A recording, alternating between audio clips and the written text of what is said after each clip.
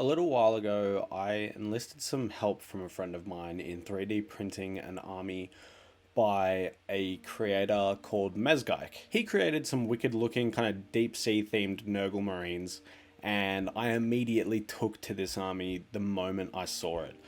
I made a previous video painting the Dreadnought. So these the army's called Dredge Marines, hence the name Dreadnought. I'll put a link to the description in the full breakdown of how I painted this guy. But I needed to adapt this scheme more or less to paint an entire army. So I wanted to do a test model for my Dredge Marines. So the basic foot soldiers that I'll be painting a bunch of. I started out by airbrush base coating this in German camo black brown from Vallejo. It's a dark, desaturated, nice brown, and that's going to be the underlayer for chipping. I then sprayed a quick layer of AK Interactive's heavy chipping, which is a chipping fluid. Gave that about 30 minutes to dry, and then started working up through the same grays as I did on the Dreadnought. You can check out that video for the specific paints, or I'll put a list in the description. This scheme was developed more or less to be nautically themed, hence the kind of blue-grey theme, regardless of it being a Nurgle army necessarily. Now, before I go too much further into this video, I need to thank my patrons. It's you guys that really help me out in actually creating these videos and make it possible for me to do so. I want to specifically shout out Troy, Drew, and The Rascal. Thank you guys a ton. If you want to support me over on Patreon, you'll get access to, obviously, in-video shoutouts, the ability to submit pictures of your models to be featured at the end of videos, polls on what I should do for future videos, private email for tuition, and as well as access to the video project relocation program, where sometimes when I paint models, I actually give them away to my patrons, just like the Cerastus Knight that I'm giving away in the next week. So if any of that sounds interesting to you and you want to come over and help support, I would greatly appreciate it. But without rambling on for too much longer, let's get back into the paint job. Now it's time to make use of the chipping fluid. So I basically load up a stiff bristled brush that I don't really care all that much about with water, douse the model in that and kind of let it soak in for, a minute or so.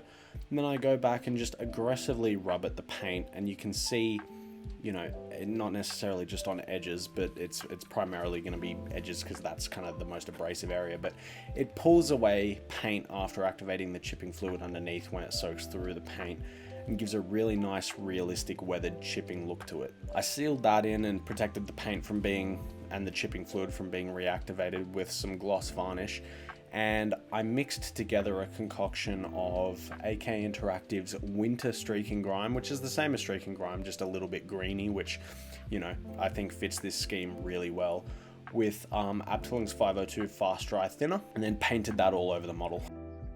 After that, I took, yet again, just a stiff brush that I don't care about, and loaded that up with Fast Dry Thinner and just kind of aggressively brushed the whole model. This, again, reactivates that streaking grime, pulls the majority of it off, but leaves a ton in the recesses. Then I went in with a little makeup sponge just for some finer cleanup. So this is damp with that same Abteling 502 thinner, and I just wanted to clean off all of the raised areas of the model. After that dries, I gave it a matte varnish and tackled what is the worst part of any color scheme. It's not necessary, but I like to do it just to see where I'm at with painting a model, and that's blacking out, all of the main details, so you can kind of see how it looks now.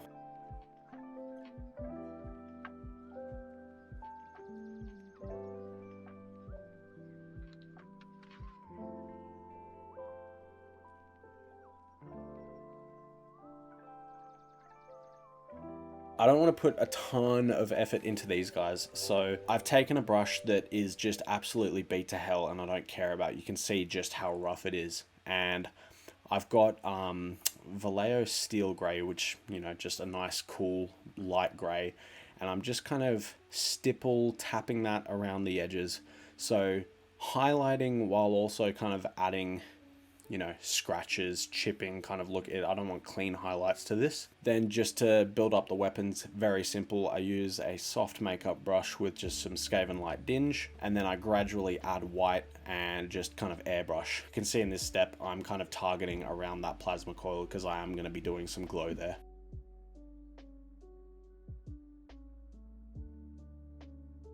I then use my favorite metallic paint, which is Vallejo Metal Colors Exhaust Manifold. It's kind of a warmer, dark silver that flows really well off the brush.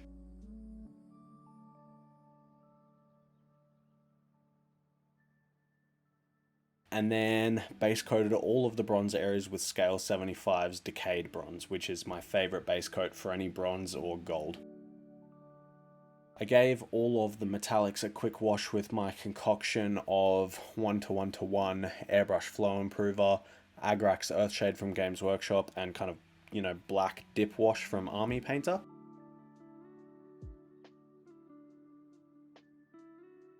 Now I'm doing something that I don't do all that often, but I really should, because it's a really nice, easy way to do rust, and it's very quick and effective. I just spray some isopropyl alcohol and mix in some rust weathering pigment. I believe this one's from Vallejo. I then just tap that on some of the silver metallics, and you can see after it dries, it creates a really simple, easy rust effect. I believe off camera I hit the bronze with the verdigris from Dirty Down as well. And then I gave the silver a quick highlight with chrome from the same paint line as the exhaust manifold, and some Scale 75 Elven Gold, just kind of as well tap highlighted on. Now it's time to do all the barnacles, so I base coated them with just a purple and then added more and more of Vallejo's Warlord purple in to just build up some quick highlights. I can't remember the colors I used for the ropes. I think it was the same camo black brown, and then I just added a little bit of white to desaturate and highlight them. I'm not actually a huge fan of this color, but it's not a massive deal.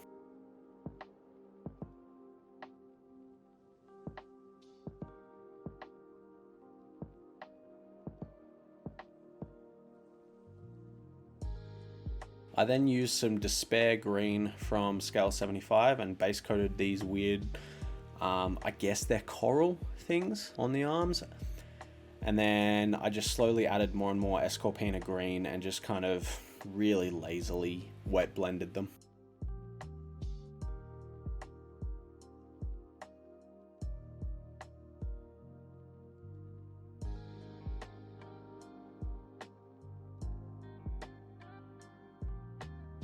Now it's time to do something fun. So I went in with an airbrush and painted in a little bit of a halo around the plasma gun glow, and then just using some Liquitex titanium white ink, just because it's very, like, the coverage is fantastic, and you know, it flows off a brush really well into these little recesses. I painted the porthole to his little helmet, and then I filled in the entirety of the plasma coil.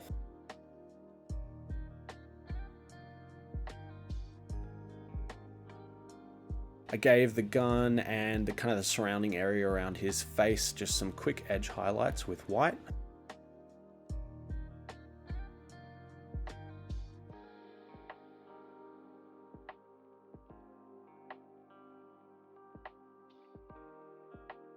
And now it's time to really add a pop of color. So I'm using Vallejo Fluoro Color Red and just slowly building up with an airbrush. Layer upon layer. I think it's probably 4 or 5 full passes before I get to full opacity with this color. But you can see the effect that the airbrushed white halo and edge highlights around these areas really give once I've gone in with the airbrush and made very quick and easy use of some OSL.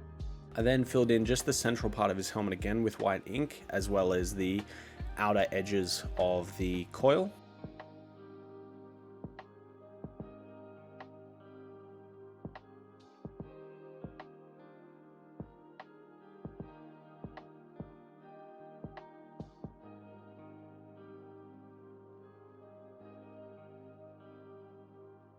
and then made another very quick pass, probably with only 1 to 2 thin coats of the fluoro red.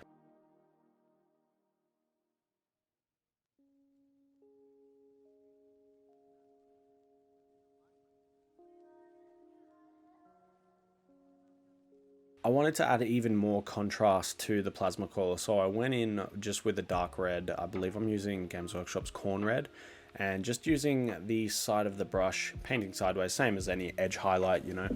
I paint the raised area of the coils, so essentially the further out from the inside of the gun, the darker it'll be. I added a little bit of black and then just went at the very edges of the coil again.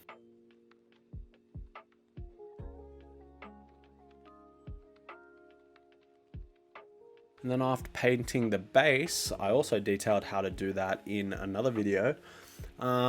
This is how he turned out. I think all up this guy probably took about an hour and a half to do. And a lot of that was in just, you know, waiting for things to dry, and then the glow individually on this guy took some extra time. Not all of them are going to have that. But for such a quick and easy scheme, I think it's ultra effective, and I'm super happy with how this has turned out.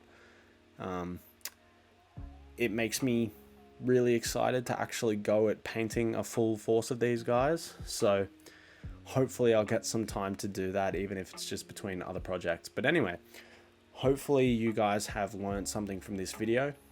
If you really feel like supporting me and helping me and make these videos, make sure to check out my Patreon. If you can't do that, that's absolutely fine. Make sure to like the video and that you are subscribed, and I will see you guys in the next one.